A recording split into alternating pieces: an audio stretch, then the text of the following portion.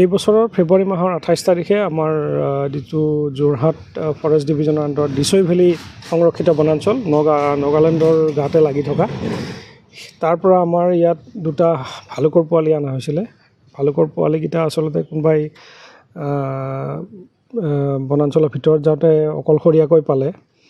আমি দুবাৰ চেষ্টা কৰিছিলোঁ মাকৰ লগত, মানে তেওঁলোক মাকে আকৌ একচেপ্ট কৰে নেকি, কাৰণ আমি কেমেৰা ট্ৰেপত তাৰমানে ডাঙৰ ভালুক তাত পাইছিলোঁ যি জেগাৰ পৰা এই পোৱালিকেইটা পোৱা হৈছিলে।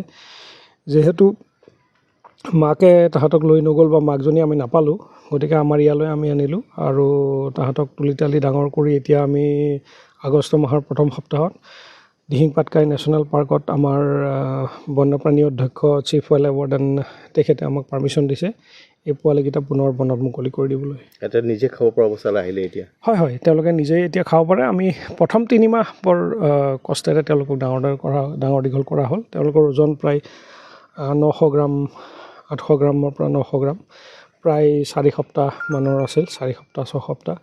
এতিয়া তেওঁলোকৰ প্ৰায় 6 মাহ বয়স। তেওঁলোকে সম্পূৰ্ণভাৱে নিজে খায়, আমি কোনো খাদ্য নিদিওঁ আৰু তেওঁলোকক দৈনিক প্ৰায় 4 পৰা 5 ঘণ্টা আমি যিটো প্ৰাকৃতিক পৰিৱেশ আমাৰ পিছফালে আছে তাত আমি তেওঁলোকক মানে ঘূৰা ফুৰা কৰিবলৈ দিওঁ। গতিকে আমি এতিয়া বৰ্তমান চেষ্টা কৰি আছোঁ এই আমাৰ দিহিং পাটকাই নেশ্যনেল পাৰ্কত, য'ত আমি পাৰ্মিশ্যন পাইছোঁ।